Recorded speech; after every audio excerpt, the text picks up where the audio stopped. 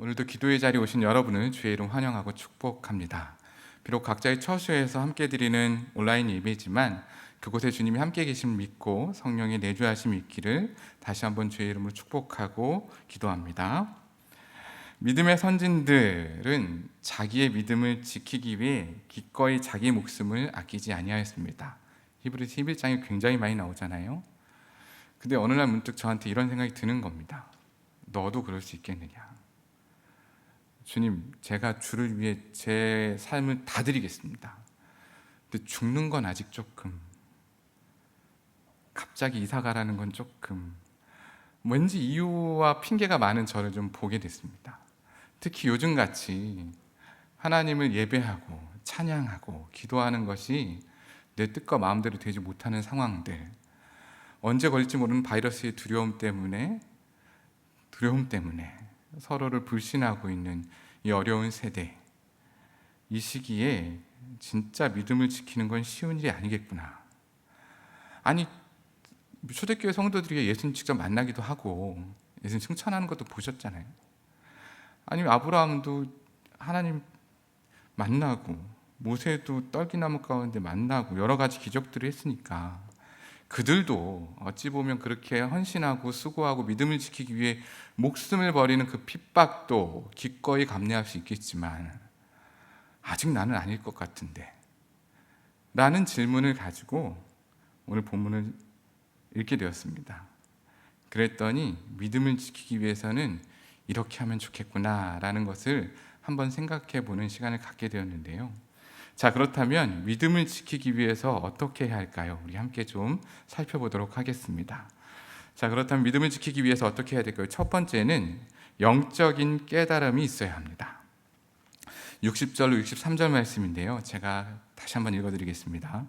제자 중 여럿이 듣고 말하되 이 말씀이 어렵도다. 누가 들을 수 있냐 한데 예수께서 스스로 제자들이 이 말씀에 대하여 수군거리는 줄 아시고 이르시되 이 말이 너희에게 걸림이 되느냐? 그러면 너희가 인자가 이전에 있던 것으로 올라가는 것을 본다면 어떻게 하겠느냐?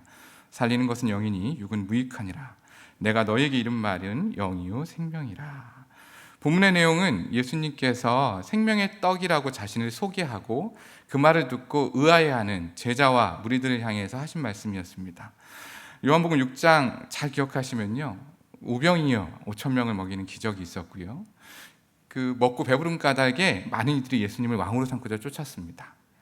그리고 예수님을 따라 강 건너까지 막 찾아오게 되었죠. 물도 건너는 걸 예수님의 제자들 목격했습니다. 아니, 물을 걷다니 하면서 여러 가지 기적들이 표적이 되어 이 제자들과 그것을 본 무리들에게, 많은 사람들에게 보여줬죠. 그리고 그들이 예수님에게 어디 있다 왔냐고, 우리 예수님 쫓아겠다고 얘기했을 때 예수님 자신을 생명의 떡이라고 얘기하면서 설명을 했더니 이걸 들은 사람들이 이제 이해가 안 되기 시작한 겁니다. 수근수근 거린 거예요. 보시면 제자 중 여럿이 듣고 말하되 이 말씀이 어렵도다. 누가 들을 수 있느냐? 아무도 들을 수 없다는 거거든요. 근데 여기서 들을 수 있느냐의 듣다라는 말은 헬라어로 아코라는 말인데요. 히브리어로 쉐마 많이 들어보셨죠? 같은 뜻입니다. 이 듣다라는 말 안에는 깨닫다라는 뜻이 들어있는데요. 깨닫다, 받아들이다라는 뜻이 들어있는데, 책을 읽을 수 있는 사람이 매우 한정되었던 당시에는 이 오직 말씀을 듣는 것만이 이 지식을 습득하는 가장 좋은 방법이었고 중요한 방법이었어요. 그렇기 때문에 사도 바울이 로마서 10장 14절에 듣지도 못한 일을 어찌 믿으리오라고 하면서 믿음은 들으면서 난다라고 결론지어 설명했었죠. 그러니 깨달음의 문제는 듣는 것부터 시작하게 되는 겁니다. 근데 이걸 들었더니 도저히 들을 수가 없다, 받아들일 수가 없다는 거예요. 근데 이 받아들일 수가 없다는 말 안에는 태도가 들어있어요. 어떤 태도냐면 어렵기도 어려운데 이해도 안 되는데 이건 불쾌해서 내가 순종할 수가 없다, 받아들일 수가 없다라는 거절의 의미가 들어있는 거예요. 그러니까 예수님을 생명의 떡, 나의 살과 피를 먹지 않고서는 구원에 이룰 수 없다. 자기의 생각과 경험으로는 도저히 납득할 수 없는 말씀을 예수님이 하시는 겁니다. 그러니 이거 이해가 안 되는 게 아니라 도저히 내 생각과 경험으로는 받아들일 수 없다는 거예요. 당연한 거 아니겠습니까? 진짜 살과 피를 먹는 걸 의미하는 게 아니죠. 이건 영적인 깨달음이 있어야 보이는 말씀이었습니다.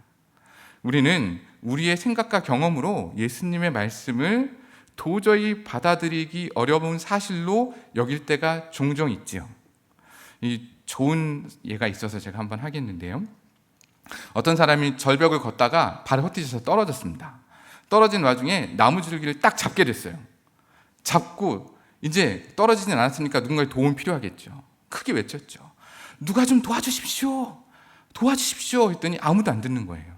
근데 아무도 안 들을 때 누구 찾아요? 하나님 찾겠죠. 하나님 제발 도와주십시오. 이번에 저 살려주시면 주를 위해 뭐든 하겠습니다. 도와주십시오 했더니 응답받았습니다. 하나님 소리를 치신 거예요.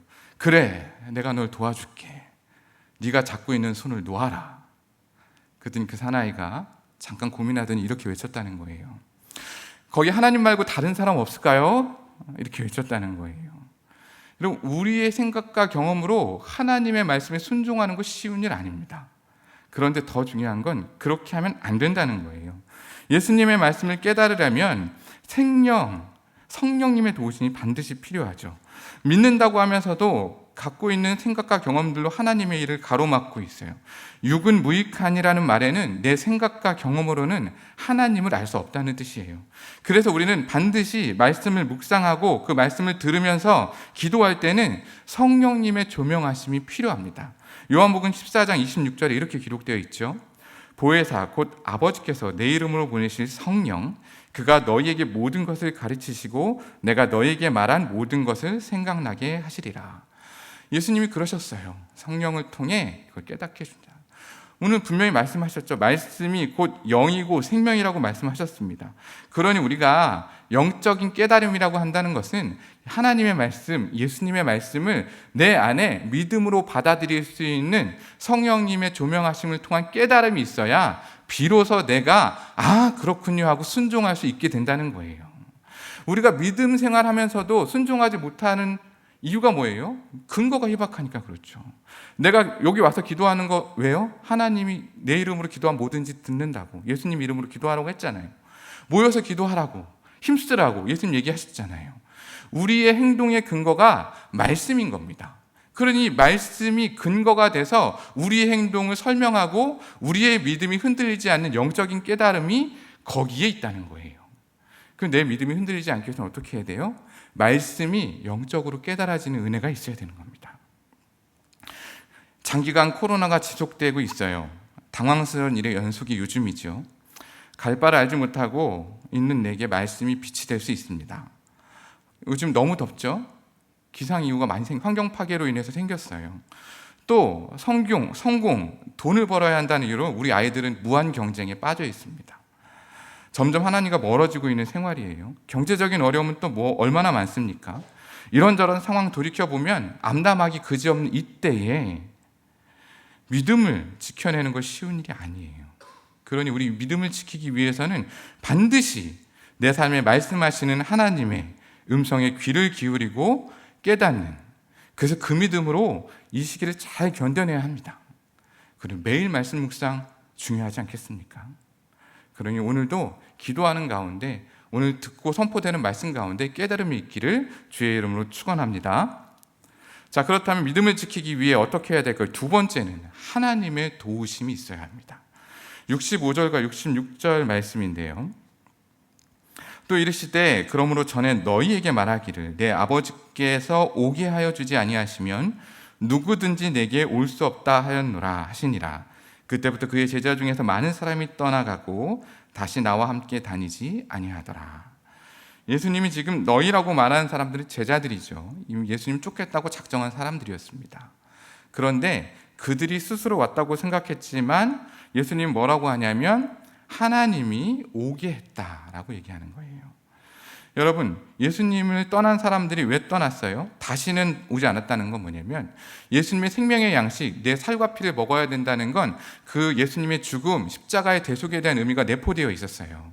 지금도 그렇고 그때도 그렇고 십자가의 죽음, 보혈, 이거 별로 인기 있는 말씀 아닙니다. 그냥 그들이 그 말씀을 듣고 떠났죠. 근데 중요한 건 그럼에도 불구하고 오게 하여 주신 이들이 있다는 거예요. 65절 말씀에 아버지께서 오게 하여 주지 아니하시면을 직역해 보면요, 만일 그것이 아버지로부터 그에게 주어져 있지 않으면, 이렇게 뜬다는 거예요. 이게 무슨 얘기냐면 예수님을 믿고 구원받는 것 주체가 하나님임을 강조하는 표현입니다. 그러니까 내가 하나님을 사랑하고 내가 하나님을 따르기를 원했고 하나님의 말씀을 들어서 믿었다고 생각했지만 실제로는 하나님이 오게 하셔서 믿게끔 하셨다는 거예요. 갈라디아서 3장 23절에 이렇게 기록되어 있어요. 믿음이 오기 전에 우리가 율법 아래 매인바되고 계시될 믿음의 때까지 갇혔느니라. 믿음이 오기 전이라는 거예요. 그러니 우리가 믿음도 오는 겁니다. 누가 주시는 거예요? 하나님이 주시는 거예요. 그러니 내 행위, 내 행실, 내 노력의 결과가 아니라 전적인 하나님의 도우심, 은혜가 필요한 겁니다. 내가 믿음을 지키기 위해서 하나님의 도우심이 필요해요. 여러분, 이 은혜가 깨달아지고 믿어지잖아요. 내 삶에 하나님의 도우심이 있다고 믿어지면 그 은혜가 너무 좋아서 안전할 수 없어요. 그 은혜를 지키고 살고 싶은 강한 욕구가 있습니다. 그래서 거룩하게 살려고 애쓰고 수고하잖아요. 그러면서 비록 잠깐 넘어질지라도 우린 그 은혜가, 그 도우심을 느낄 때마다 그걸 붙잡고 싶고 그 도우심 안에 계속 살고 싶어서 순종하며 살기로 작정하는 거 아닙니까? 그러니 우리 삶에 날마다 있어야 하는 것이 무엇이냐? 하나님의 도우심이죠. 날마다 깨닫기를 바라는 게 무엇이냐? 하나님의 은혜입니다. 여러분, 코로나19 바이러스로부터 백신이 우리를 지켜준다고 얘기합니다. 그렇죠? 근데 중요한 건 100% 아니라는 거예요. 그러니 내가 언제 어디서 옮겨올지도 모르는 이 막연한 불안감을 갖고 살고 있지만 이걸 좀 어떻게 좀 하려고 마스크도 쓰고 손도 계속 씻고 사람 있는 곳 피해 다니고 그렇게 쓰는데도 불구하고 덜컥 걸려버릴 수도 있는 게 지금 상황 아니에요? 그러니 사람들, 내 수고와 노력이 나의 건강을 장담할 수 없는 이때에 무엇이 필요하겠어요? 하나님의 도우심이 필요한 거죠. 하나님 도와주십시오. 하나님이 지켜주지 않으면 소용없습니다. 그런가 하면 삶에 여러 가지 문제 많잖아요. 자녀, 내 생각대로 절대 안 됩니다. 가정, 남편, 직장, 내가 가지고 내 힘으로 도저히 답이 나오지 않은 여러 가지의 문제의 상황들, 우리에게 필요한 게 있다면 바로 하나님의 도우심입니다. 그리고 오늘 기도할 때 어떻게 기도하셔야 돼요? 간절히 기도해야 됩니다. 하나님 도와주십시오. 하나님의 은혜를 구하셔야 됩니다. 주님, 하나님 도움 없이 하루도 살 수 없는 이 연약한 우리를 긍휼히 여겨주십시오. 오늘 이 저녁에 하나님의 도우심을 간절히 구하는 저와 여러분 되시기를 주의 이름으로 부탁드립니다. 자, 그렇다면 믿음을 지키기 위해 어떻게 해야 될까요? 세 번째입니다. 세 번째는 의지적 선택이 있어야 하는데요. 의지적 선택이 있어야 합니다. 67절부터 69절 말씀입니다. 예수께서 12제자에게 이르시되 너희도 가려느냐?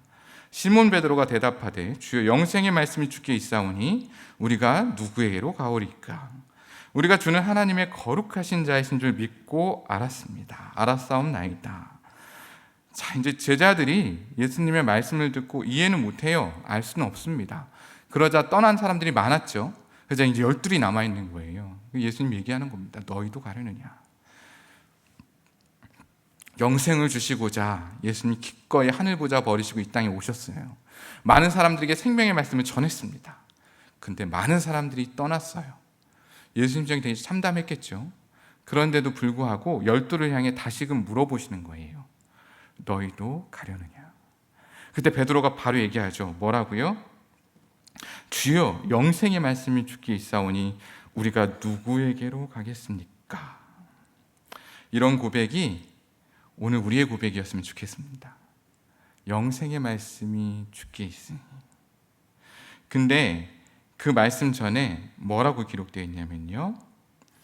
주가 거룩하신 자인 줄 믿고 알았다는 겁니다. 믿고 알았다라는 말은 능동 완료형 형태예요. 그러니까 성경은 베드로 이 고백을 할 때 그가 진짜 믿고 다 알았다는 거예요. 근데 진짜 믿고 다 알았으면 베드로가 예수님 3번 부인하면 안 되겠죠. 예수님 십자가에 처형당하신 다음에 고향으로 고기 잡으러 가면 안 되겠죠. 그런데 성경은 그가 다 믿고 다 알았다고 표현되는 거예요. 지금은 아닌데 그때는 그런 걸로 여겨주시는 겁니다. 이게 은혜예요. 예수님 처음 베드로 만났을 때 뭐라고 그랬냐면 요한복음 1장 42절에 데리고 예수께로 오니 예수께서 보시고 이르시되 내가 요한의 아들 시몬이 장차 게바라 하리라 하시니라. 장차 게바라 하리라. 지금 예수님의 눈에는 베드로가 단지 어부가 아니라 예수님을 따르는 예수님의 수제자로 자기의 일생을 모두 걸어서 그분을 전할 수 있는 자기의 제자로 인정하고 바라보는 거예요. 처음부터. 그럼 우리가 예수 믿기로 작정하고 그렇게 주님 앞에 섰으면 하나님 편에 우리는 완전한 사람입니다. 비록 내 현실은 여전히 연약하고 죄인의 모습일지 모르지만 하나님 우리를 그렇게 여겨주신다는 거예요. 그렇게 여겨주시니 그걸 믿고 받아들이고 따르겠다고 의지적으로 선택하면 되는 겁니다. 주님, 내가 그렇게 하겠습니다. 그렇게 하는 거 아니에요, 지금? 내가 주님, 그렇게 따르겠습니다. 여기에 예수님이 억지로 한 적이 한 번도 없으셨어요. 여러분 잘 기억해 보세요. 아담에게 처음 선악을 알게 한 나무를 주셨을 때도 하나님은 아담에게 억지로 그걸 못 먹게 하지 않으셨습니다. 스스로 선택할 수 있도록 의지를 주시고 기회를 주셨죠. 의지적으로 결단하면 되는 일이었어요. 여러분, 베드로도 마찬가지였어요. 이 듣고 있는 12제자도 마찬가지인 거죠. 지금 생명의 떡의 얘기를 듣고 어려워, 불쾌해, 있을 수 없는 일을 내가 어떻게 받아들여 하면서 많은 일이 떠나고 있어요. 그때 예수님이 묻는 겁니다. 너희도 가려느냐? 이것보다 더 인격적으로 우리를 대우해 주시는 표현이 어디 있겠습니까? 하나님이 우리를 그렇게 인격적으로 기다리시고 기다리시는 분이에요. 너에게 좋은 것이 있어. 그러니 나를 선택하지 않으래. 억지로 마음의 문을 여시는 게 아니라 마음의 문을 열 수 있도록 우리를 설득하시고 열어주는 거예요. 그러니 우리가 예수님 그러신 거 아니에요? 내가 문 밖에 서서 두드리노니 내가 마음의 문을 열면 내가 그와 더불어 함께 먹으리라. 그러니 우리가 해야 될 일은 뭐냐면 그 예수님을 의지적으로 선택하는 겁니다. 내 마음의 문을 열고 주님을 받아들이는 겁니다. 그때 우리의 믿음을 지킬 수 있게 되는 거예요. 여러분, 내 생각과 기준이 내 모든 결정에 영향을 미쳐요. 그런데 하나님의 말씀은 영적인 깨달음이 있고 하나님의 도우심 속에 내가 그것을 선택할 때 비로소 보일 수 있어요. 그러면 행함이 없는 믿음은 죽은 거라고 했죠. 그러니 우리는 의지적인 선택과 행동이 반드시 따라와야 됩니다. 말씀대로 따라 사는 삶, 성령님의 깨닫게 하심을 따르는 의지적 결단을 통해 힘들고 어려운 것이 이제 말씀을 통해 하나님의 도우심을 통해 내 의지적 선택을 통해 합력하여 선을 이루는 삶으로 바뀌어질 것입니다. 우리의 믿음은 그렇게 지켜지는 거예요. 그러니 여러분 기억하십시오. 오늘 내 모습은 어제 내 선택의 결과입니다. 여러분 오늘 어떤 선택을 하시겠습니까? 주님이십니까? 내 생각과 경험이시겠습니까? 베드로의 고백, 우리가 어디로 가오리까? 우리가 어디로 가겠습니까? 우리는 주님뿐입니다.